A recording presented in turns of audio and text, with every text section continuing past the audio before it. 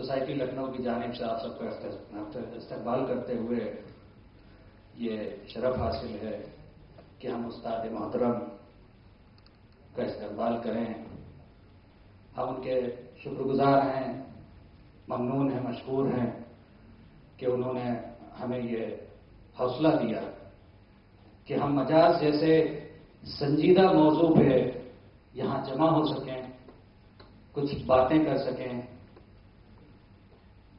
ان کی قابلیت اور فن تک پہنچنا ہم جیسے کم علموں کی بس کی بات نہیں ہے، لیکن ہم شکریہ ادا کرتے ہیں استاد ڈاکٹر ملک زادہ منظور احمد کا، ڈاکٹر انیس اشفاق صاحب کا، دیکشت صاحب کا جو یہاں تشریف فرما ہیں. ہم منتظر ہیں ڈاکٹر شارف دولوی کے جو یہاں تشریف لائیں گے، اپنے خیالات سے ہمیں مجاز کی شخصیت کے اور نزدیک پہنچائیں گے. جمال صاحب نے مجاز کے الفاظ کو آواز دی اور جو خراج عقیدت پیش کیا وہ مجاز کے نزدیک تو لے ہی گیا، طلعت محمود صاحب کی یادوں سے بھی ہمیں جوڑتا چلا گیا. ہماری یہ تنظیم، یہ سوسائٹی لکھنؤ ایک ایسے مقصد کی طرف گامزن ہے جہاں پہ ہماری کوشش یہ ہے کہ لکھنؤ جس دور سے گزر رہا ہے اس دور میں رہتے ہوئے بھی ہم گزشتہ لکھنؤ کی طرف جائیں، یہ باتیں کریں کہ لکھنؤ کیا تھا، کیا ہے، اور ہم اسے کس طرف لے جانے کی کوشش کر سکتے ہیں. لکھنؤ کی لکھاوٹ میں اگر ہم انگریزی کے الفابیٹس کو دیکھیں تو ہم نے یہ کوشش کی کہ ہم ایک نام اس کو ایسا دے سکیں جو ہمارے مقاصد کی عکاسی کر سکے. اور لکھنؤ کو ہم نے نام دیا let's unite for culture, knowledge, nationalism and objective welfare. آپ سب سے اس سے دعا ہے کہ ہماری اس کوشش میں ہمارا ساتھ دیں، ہماری کامیابی کے لیے ہم کو حوصلہ افزائی دیں، ہماری حوصلہ افزائی کریں، اور جہاں پہ ہماری کمی ہے اس کو تنقید کے بجائے اگر ہمت ہماری بڑھائیں اور ہمیں ہماری کمیوں سے آگاہ کرائیں تو شاید ہم اپنے مقاصد میں بہتر طریقے سے کامیاب ہو سکتے ہیں. چونکہ اردو ادب کی کچھ شخصیات ہمارے ساتھ ایسی جڑی ہیں جن کا آشیرواد ہمارے ساتھ ہے، اس لیے ہم کہہ سکتے ہیں کہ ہمیں میں کی کیا کمتی ہمارا یار ساتھی ہے. استاد محترم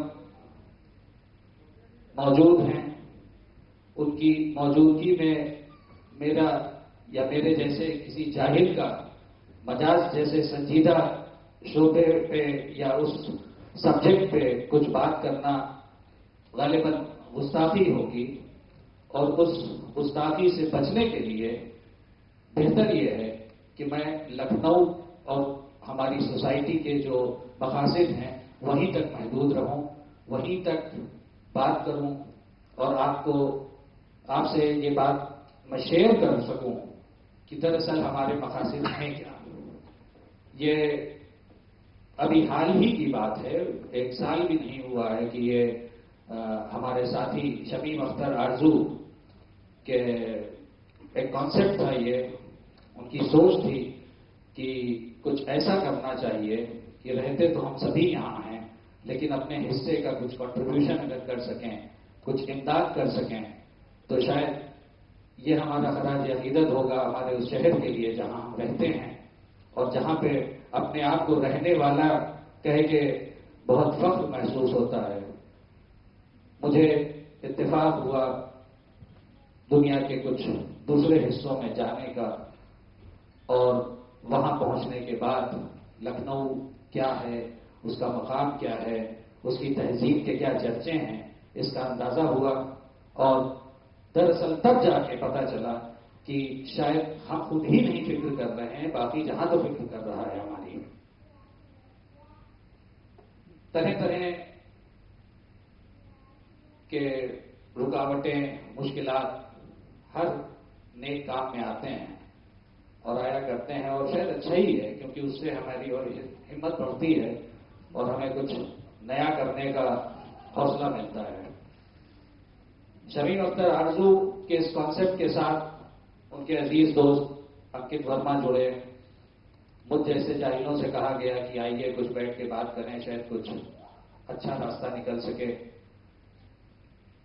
چونکہ یہ جنریشن، یہ نسل جو ہے انفارمیشن ٹیکنالوجی کی ہے، انٹرنیٹ کی ہے، فیس بک کی ہے، تو سب سے پہلے ایک ویب سائٹ ڈیولپ کی گئی جس کا نام رکھا گیا lucknow.me.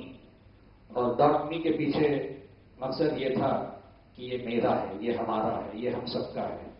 ہماری اس پہ کچھ ذمہ داریاں عائد ہوتی ہیں اور ان ذمہ داریوں کو نبھانے کے لیے ہم نکل پڑے. lucknow.me ایک ایسی ویب سائٹ ہے جس میں ہماری کوشش یہ تھی، شمیم اختر آرزو اور ان کی ٹیم کی کوشش یہ تھی کہ لکھنؤ کی تاریخ، لکھنؤ کا ادب، لکھنؤ کی تہذیب، لکھنؤ کا آرکیٹیکچر، لکھنؤ کا آرٹس، لکھنؤ کے کلچر اور تمام لکھنؤ سے جڑی ہوئی چیزوں پہ ہم روشنی ڈال سکیں، کوشش کر سکیں روشنی ڈالنے کی.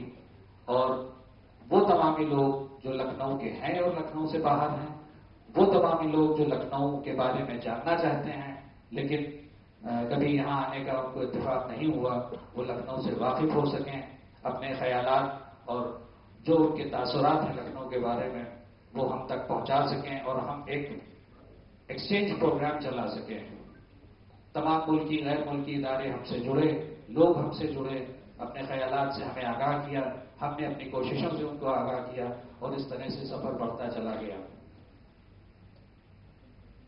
حالانکہ لکھنؤ کا جو نام ہے اس میں ہسٹری ایز سچ کہیں نہیں آتا ہے، کیونکہ لکھنؤ میں الفابیٹ، انگریزی کا الفابیٹ ایچ نہیں ہے. لیکن ہسٹری پہ ہم نے کافی زور دیا.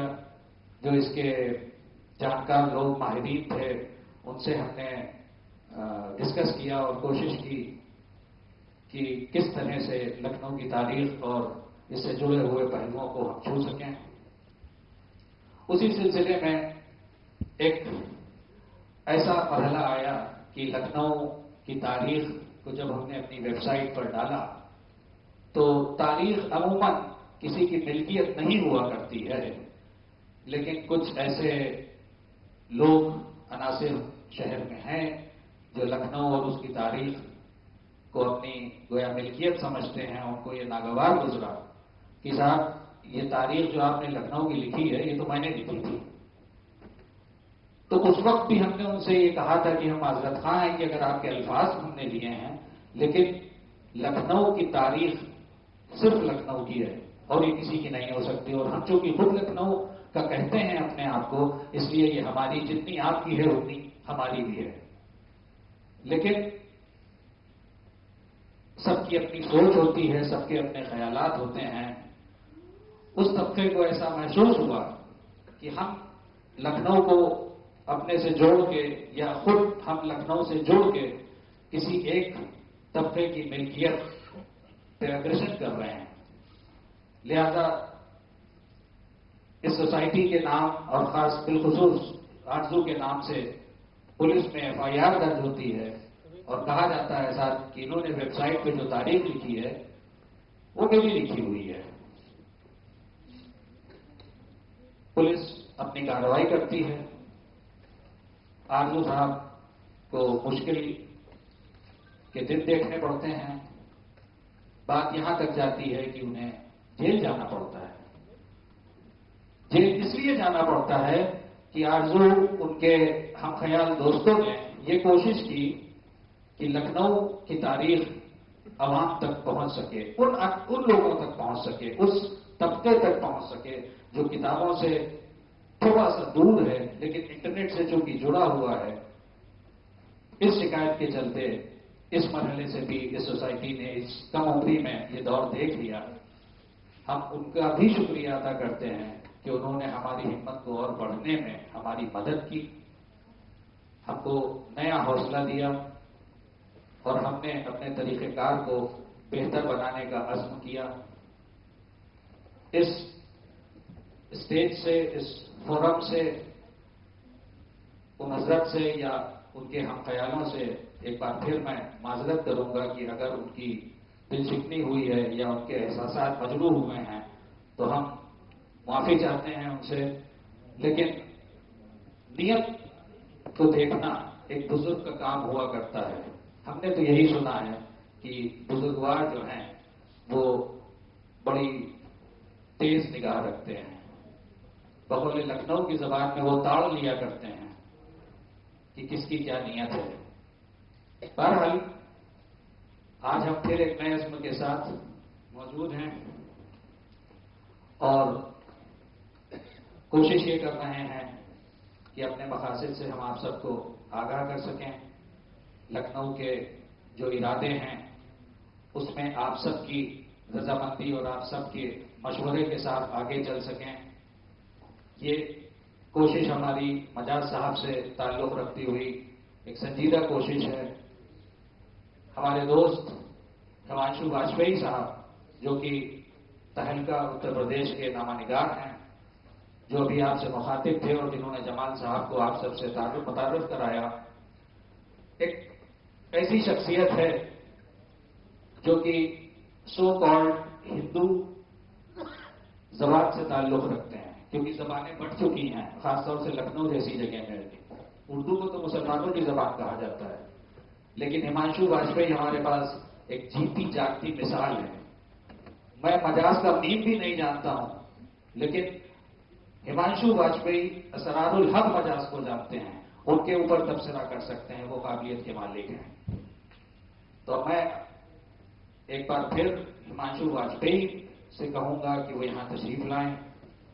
استاد کرام جو یہاں تشریف فرما ہیں ان کو مدعو کریں کہ وہ اپنی مسند تک تشریف لے جا سکیں اور ہم اس پروگرام کا آغاز کر سکیں، اور آپ سب کی دعا چاہتے ہیں اور ساتھ میں التجا کرتے ہیں کہ یہ ہماری انداسی کوشش کو آپ سب اگر سراہیں تو بہت اچھا ہے ہمارے لیے، اگر نہ سراہیں تو تنقید سے بخش دیں ہم کو، کیونکہ ابھی ہم بہت ہی چھوٹے دور سے گزر رہے ہیں، لا علمی کے دور سے گزر رہے ہیں۔ اگر اوپر والے نے انشاءاللہ چاہا تو ہم اس سے بہتر کرنے کی کوشش کریں گے اور آپ سب کی خدمت میں ایک بار پھر حاضر ہوں گے۔ میں التجا کروں گا ہمانشو واجپئی صاحب سے کہ وہ تشریف لائیں اور اس پروگرام کو آگے بڑھائیں۔ بہت بہت شکریہ۔